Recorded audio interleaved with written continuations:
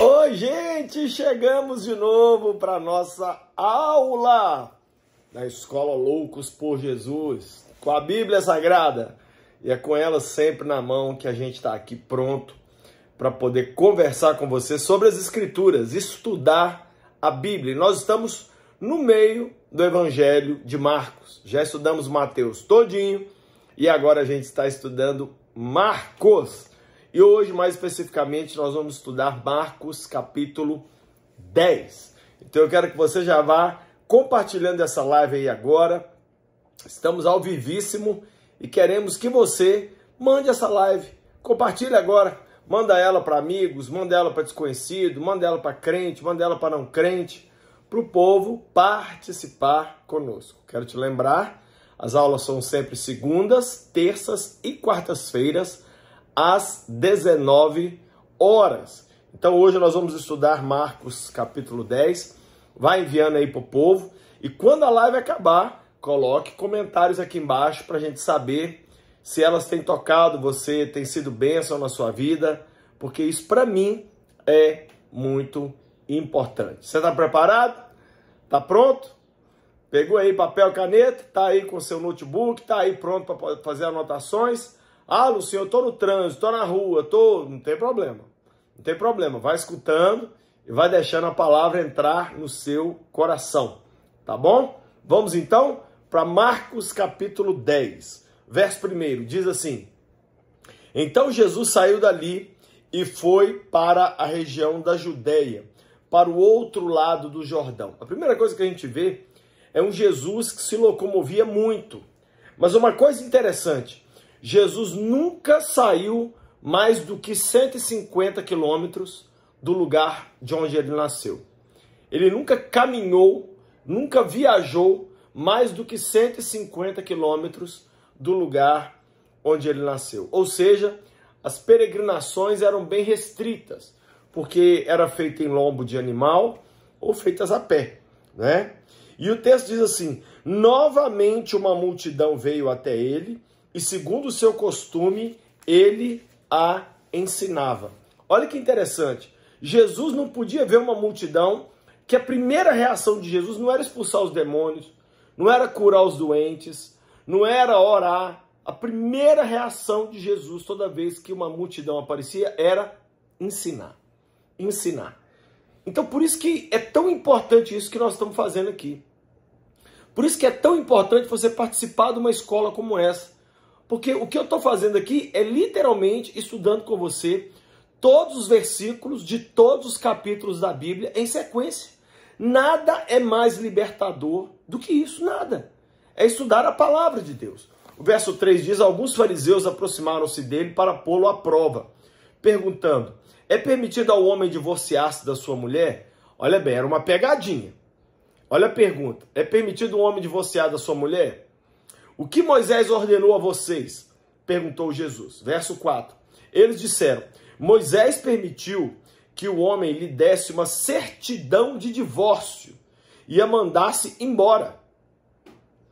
Respondeu Jesus: Moisés escreveu esta lei por causa da dureza do coração de vocês. Mas no princípio da criação de Deus, ele os fez homem e mulher. Por essa razão, o homem deixará pai e mãe, se unirá à sua mulher, e os dois se tornarão uma só carne. Assim, eles já não são dois, mas uma só carne.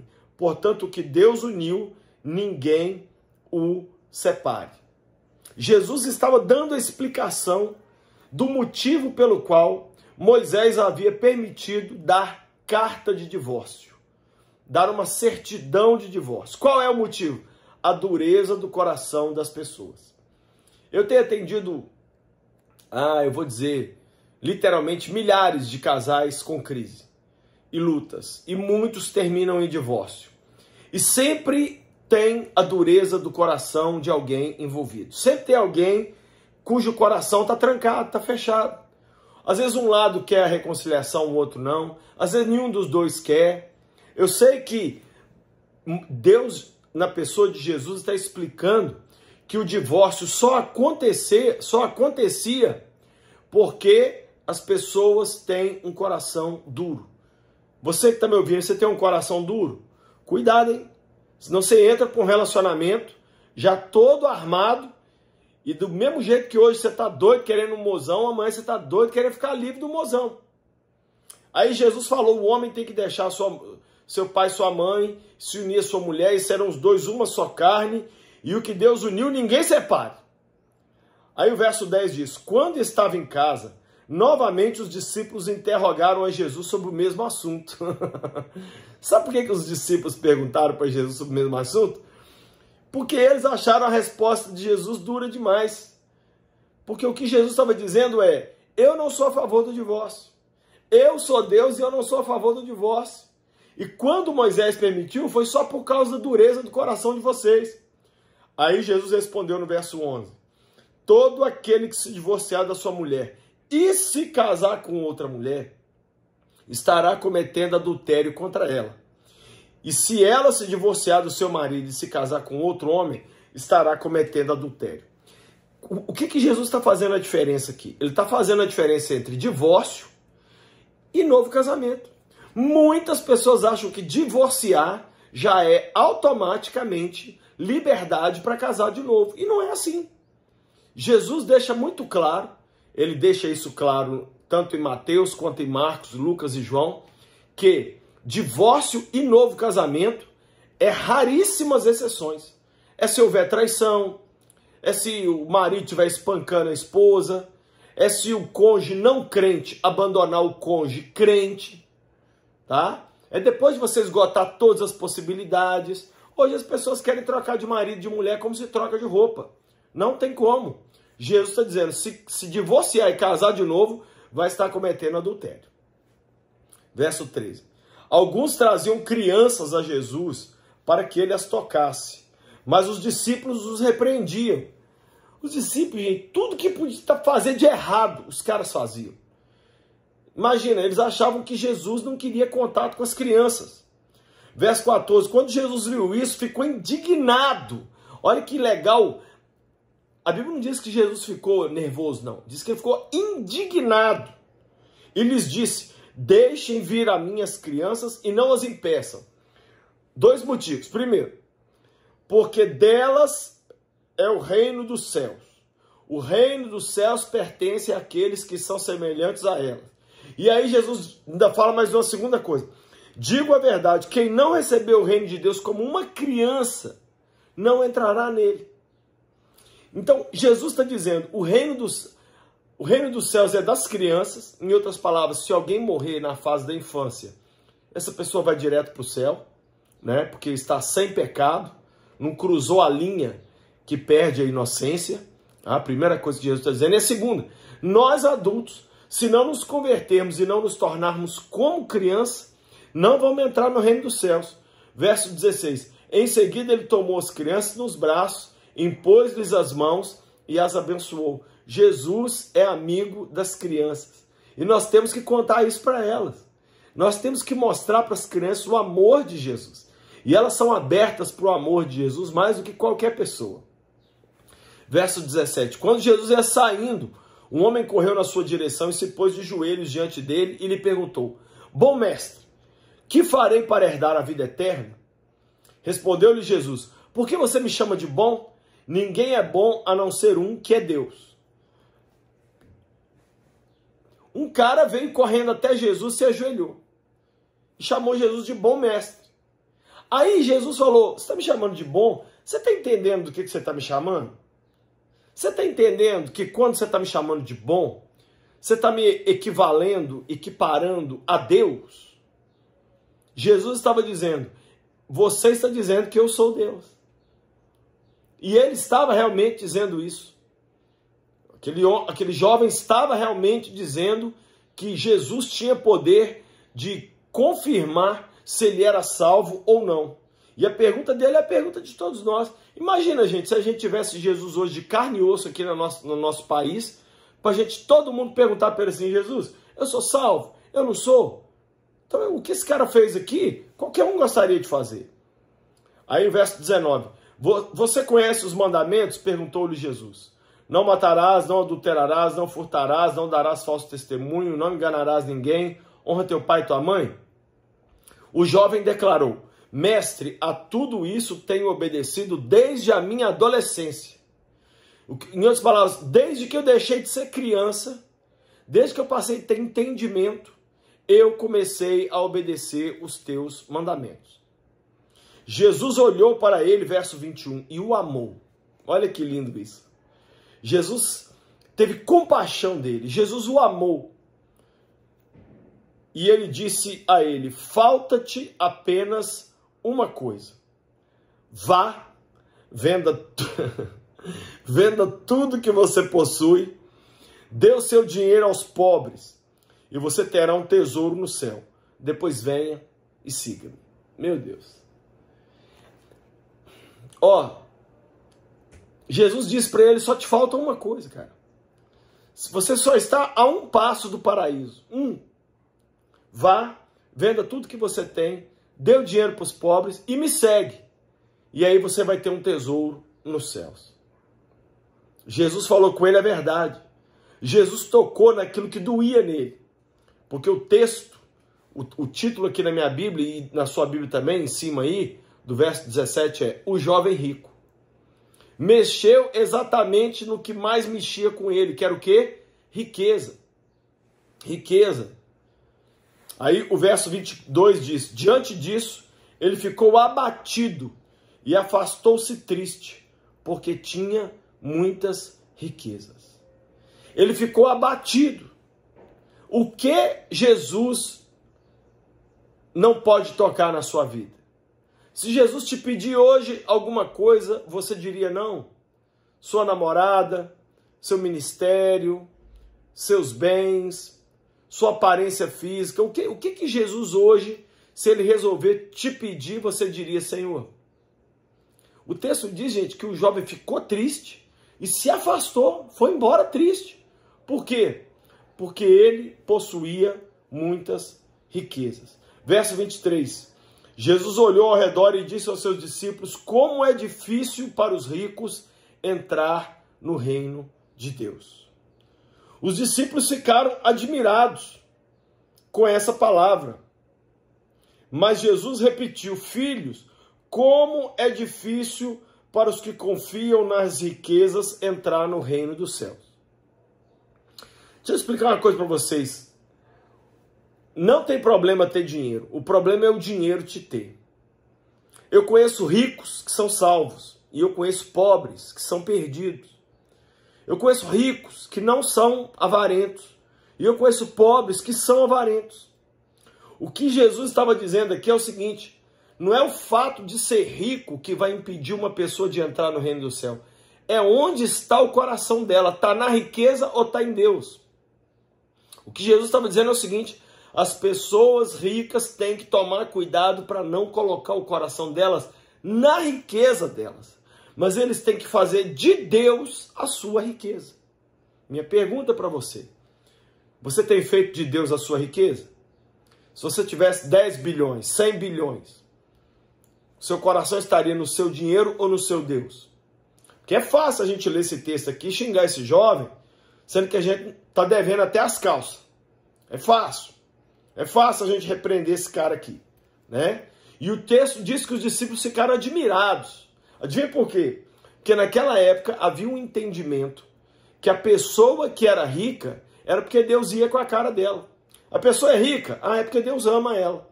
A pessoa é de Deus. Quando Jesus falou isso aqui, os discípulos quase caíram duro. Que eles falaram: poxa, se os ricos não é difícil ser salvo, e nós, pobres? Foi esse o pensamento dos apóstolos. Verso 24, os discípulos ficaram admirados. Aí verso 25, é mais fácil passar um camelo pelo fundo de uma agulha do que um rico entrar no reino de Deus. Isso aqui Jesus faz uma comparação. Um camelo passar no fundo de uma agulha era uma porta que o camelo tinha que se abaixar para passar. Jesus estava fazendo uma comparação. Os discípulos ficaram perplexos e perguntaram uns aos outros: nesse caso, quem pode ser salvo? Exatamente por isso, porque os discípulos pensaram: poxa, se os ricos não estão salvos, quem pode ser salvo? Verso 27, Jesus olhou para eles e respondeu: para o homem é impossível, mas para Deus não.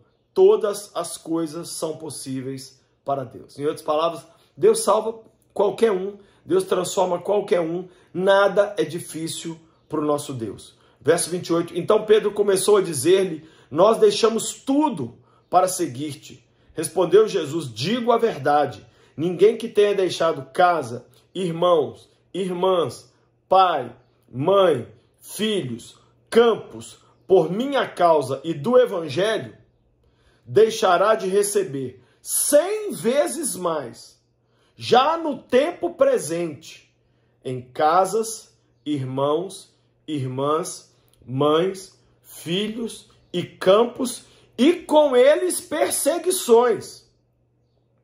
E na era futura, a vida eterna. Contudo, muitos primeiros serão últimos e muitos últimos serão os primeiros. Pedro falou: Senhor, e nós deixamos tudo para te seguir. E aí? Jesus falou: todo mundo que abrir mão de pai, mãe, de bens, riqueza, saúde, conforto, dinheiro por minha causa, vai receber 100 vezes mais agora já. Agora já. Mas junto com essa bênção toda vai receber perseguição. Gente, não existe ser um Jesus freak, não existe ser um louco por Jesus sem viver perseguições. Não existe. Não é que é difícil, não. Não existe. Entenda isso, tá? O apóstolo Paulo fala isso muito claro lá em 2 Timóteo 3,12, quando ele fala assim: todos os que querem viver piedosamente em Cristo Jesus padecerão perseguições. Padecerão perseguições. Então, a promessa de que nós vamos ter 100 vezes mais nessa vida, mas, junto com tudo isso, perseguições. E na vida vindoura teremos a vida eterna. Eles estavam subindo para Jerusalém, diz o verso 32, e Jesus ia à frente. Os discípulos estavam admirados, enquanto os que o seguiam estavam com medo. Por que os discípulos estavam admirados? Por causa de todos os milagres e palavras que Jesus ia fazendo. E por que os que seguiam Jesus estavam com medo? Porque a palavra mais certa aqui não é medo, é temor. Tudo que Jesus fazia gerava nas pessoas esse temor a Deus. Temor a Deus não é ter medo de Deus. É esse respeito profundo pela pessoa de quem Deus é. Novamente, ele chamou os discípulos à parte e disse o que haveria de acontecer. Ou seja, Jesus já tinha chamado os discípulos à parte e explicado. Mais uma vez ele chamou os 12 e disse o seguinte, verso 33, estamos subindo para Jerusalém, e o Filho do Homem será entregue nas mãos dos chefes dos sacerdotes e dos mestres da lei. Eles o condenarão à morte e o entregarão aos gentios, que zombarão dele, cuspirão nele, o açoitarão e o matarão. E 3 dias depois, ele ressuscitará. Jesus, gente, não deixou ninguém no escuro. Jesus chamou os 12 várias vezes e falou, eu vou para Jerusalém, vocês vão comigo, eu vou ser condenado, vou ser zombado, vai ter um julgamento fake, vou ser crucificado, mas ao 3º dia eu vou ressuscitar. Jesus contou tudo. Tudo. Verso 35. Nisso, Tiago e João, filhos de Zebedeu, aproximaram-se dele e disseram, mestre, queremos que nos faça o que vamos te pedir. O que vocês querem que eu faça? Perguntou ele. Responderam eles, permite que na tua glória... Ai, apóstolos, eles são muito iguais nós, meu Deus do céu. Permite que na tua glória nos assentemos um à tua direita e outro à tua esquerda. Verso 38, disse-lhes Jesus, vocês não sabem o que estão pedindo, pois podem vocês beber o cálice que eu estou bebendo, ou ser batizado com o batismo com o qual estou sendo batizado? Verso 39, podemos, responderam eles. Jesus lhes disse, vocês beberão o cálice que eu estou bebendo e serão batizados com o batismo que estou sendo batizado. mas o assentar-se à minha direita ou à minha esquerda não cabe a mim conceder.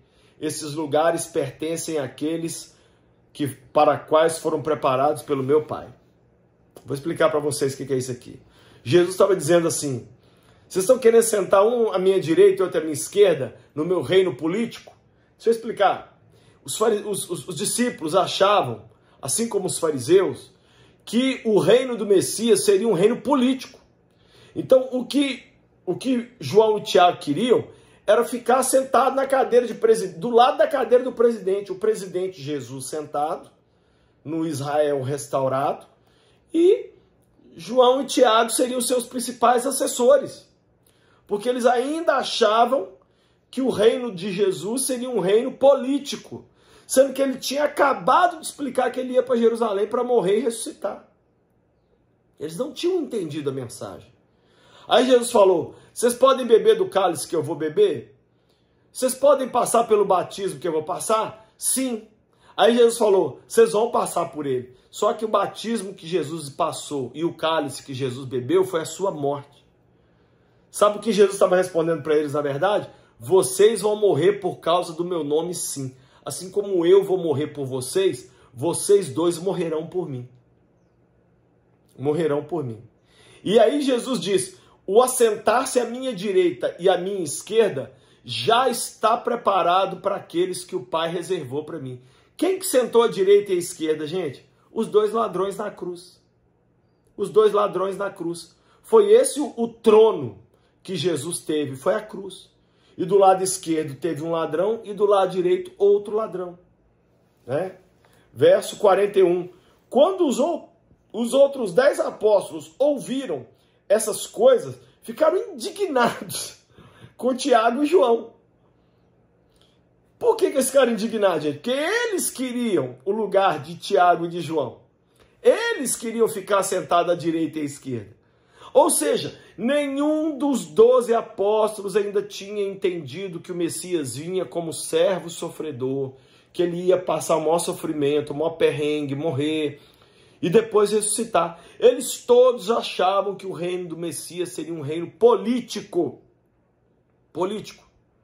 Aí, o que Jesus teve que fazer? Verso 42. Jesus os chamou e disse: vocês sabem que aqueles que são considerados governantes das nações as dominam, e as pessoas importantes exercem poder sobre elas. Não será assim entre vocês. Ao contrário, quem quiser tornar-se importante entre vocês, deverá ser o servo. Jesus inverte a pirâmide do reino de Deus. No reino dos homens, o mais importante é aquele que é servido. E aquele que é servido fica lá em cima, no topo da pirâmide. Mas no meu reino, o mais importante é o que serve. É o que serve. Verso 44. Verso 43. Não será assim entre vocês. Ao contrário, quem quiser tornar-se importante entre vocês deverá ser servo. E quem quiser ser o primeiro deverá ser escravo de todos. Pois nem o Filho do Homem veio para ser servido, mas para servir e dar a sua vida em resgate de muitos. Deixa eu dizer uma coisa para você. Jesus encerra essa parte dizendo o seguinte: no meu reino, os grandes são os que servem. No meu reino, os importantes são aqueles que servem. Inclusive eu, disse Jesus, eu não vim para ser servido, eu vim para servir e dar a minha vida em resgate de muitos. Do jeito que Jesus serviu e deu a vida dele em resgate de muitos, eu e você temos que dar a nossa vida pelos irmãos, para servir as pessoas. É essa a pirâmide do reino de Deus, ela é invertida. Você tem sido uma pessoa que serve? Qual foi o problema do jovem rico? Foi exatamente isso, que na hora que Jesus falou, dê os seus bens para os pobres, e venha para servir os pobres, e venha me seguir, ele falou, não quero. Eu não quero. Eu não desejo viver assim. Verso 46. Então chegaram a Jericó. Quando Jesus e seus discípulos, juntamente com uma grande multidão, estavam saindo da cidade, o filho de Timeu, Bartimeu, que era cego, estava sentado à beira do caminho, pedindo esmolas. Quando ouviu que era Jesus de Nazaré, começou a gritar: Jesus, filho de Davi, tem misericórdia de mim. Muitos o repreendiam para que ficasse quieto, mas ele gritava ainda mais: Filho de Davi, tem misericórdia de mim. Olha que interessante, deixa eu explicar uma coisa para vocês. Por que Bartimeu estava na saída da cidade? Porque depois que as pessoas comercializavam, compravam e vendiam, as pessoas passavam por ali. E quem poderia dar alguma esmola? Quem tinha acabado de ganhar algum dinheiro. E os cegos, eles geralmente ficavam juntos. Ou seja, Bartimeu provavelmente não estava sozinho. Deveria haver outros cegos ali sentados com ele. Mas quem gritou? Só Bartimeu. Bartimeu gritou. Ele começou a gritar: Filho de Davi, tem misericórdia de mim. O que significa filho de Davi? Filho de Davi é um título do Messias. Ao chamar Jesus de filho de Davi, ele estava dizendo: eu reconheço em você o Messias. E se você é o Messias, você tem como ter misericórdia de mim e fazer alguma coisa por mim. E a Bíblia diz que quanto mais o repreendiam, mais ele gritava. Deixa eu te fazer uma pergunta. Quando você começa a seguir Jesus e caminhar com Jesus, e o mundo vem para te calar, você grita mais alto ou você fala baixo? Ou você some a sua voz? Tudo quer abafar a nossa caminhada com Jesus. Continue, não pare, siga em frente. E o texto diz: Jesus parou e disse: chamem-no. E chamaram o cego. Ânimo, levante-se. Eles o estão chamando. Ele o está chamando. Sabe o que eu acho interessante? A mesma multidão que estava mandando Bartimeu calar a boca, foi a mesma multidão que disse: tenha ânimo, levante-se, ele o está chamando. A multidão é bipolar, é doida. A multidão é assim. Lançando a sua capa para o lado, de um salto, ele pôs-se em pé e dirigiu-se a Jesus. O que você quer que eu faça? Perguntou-lhe Jesus. Gente, um cego. Como que Jesus pergunta: o que queres que eu faça? Porque Deus se prendeu à regra da oração. Deus não age pelo que você quer. Deus age pela sua oração em fé. É assim que Deus age. Então, Jesus perguntou o óbvio, porque precisava ouvir Bartimeu concretizar a fé dele. A fé dele já tinha feito ele gritar: Jesus, filho de Davi, tem misericórdia de mim. Mas agora era a hora de pedir. O cego respondeu: mestre, eu quero ver. Parece piada os milagres de Jesus, mas ele forçava as pessoas a verbalizar o milagre, porque ele queria ver até onde a pessoa tinha fé. Verso 52, vá, disse Jesus, a sua fé o curou. Imediatamente ele recuperou a visão e seguiu Jesus pelo caminho. Meu Deus, eu não sei você, mas eu me arrepio. Terminando de estudar aqui Marcos capítulo 10, eu fico muito tocado, porque eu vejo que o poder do meu Jesus continua o mesmo. E eu quero orar por você hoje, sabe por quê? Porque eu sinto que muitos que estão me assistindo aqui são como um jovem rico. Não que a gente tenha dinheiro, mas Jesus está chamando muitos de nós. E Jesus vira para alguns de nós e fala assim, ó, falta-te uma coisa. Fique menos tempo no TikTok. Falta-te uma coisa. Sai um pouco das plataformas de streaming. Falta-te uma coisa. Leia sua Bíblia e ore. Falta-te uma coisa. Envolva-se com a igreja. Falta-te uma coisa. Mas a gente não consegue. Pai, eu abençoo cada vida que me assistiu dar essa aula. E eu quero te pedir hoje, nessa terça-feira, Deus querido, Deus de misericórdia, estudando aqui Marcos 10, nós não queremos ir embora como aquele jovem que afastou-se triste porque preferiu o seu conforto do que seguir Jesus. Ajuda-nos a sermos homens e mulheres que dizem sim até para os pedidos mais difíceis do Senhor. Eu te entrego cada vida nas mãos, Pai. E eu te louvo, porque eu sei que o Senhor vai nos ajudar a dizer sim para o teu chamado, para cumpri-lo, de coração aberto, em nome de Jesus. Se você gostou dessa palavra de hoje, Deixe seu comentário aqui embaixo, é tão importante para mim, eu gosto tanto. Quero te lembrar que amanhã, quarta-feira, tem aula quarta-feira. Só que as aulas de quarta, somente das quartas, são somente para alunos exclusivos do canal do YouTube. Então, torne-se membro do meu canal do YouTube, para você ter acesso não somente à aula de amanhã, mas a todas as aulas das quartas-feiras passadas. As aulas são abertas segundas e terças, 19 horas. Mas as quartas, 19 horas, somente para membros exclusivos do canal. Ok? Quero também que você compre os nossos livros. Olha esse livro aqui, Antes de Dizer Sim. É um livrão que o Jaime Kemp escreveu para todo mundo que ainda não se casou. Vocês têm que ler, gente, fantástico. Campo de Batalha da Mente, da Joyce Meyer. Um livro que vendeu mais de 3 milhões de cópias. Fantástico esse livro. Faça Guerra. É um livro que eu escrevi sobre guerra espiritual. Como vencer a batalha na guerra espiritual. O Fim da Ansiedade, do Max Lucado. Esse livro vendeu milhões de cópias. Um dos melhores livros que eu já li.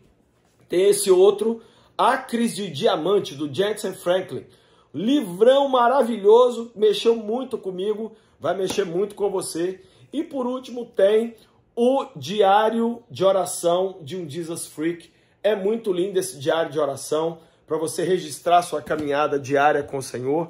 Então, tá aqui, ó, esses livros todos aqui, as Bíblias da loja do Lucinho, várias camisetas, pulseirinhas, você adquire na loja do Lucinho e nas compras acima de R$170, o frete é grátis para todo o Brasil. Se você sonha em ir para Israel, nós temos várias caravanas já marcadas. Por exemplo, em março de 2023, vamos para Egito e Israel.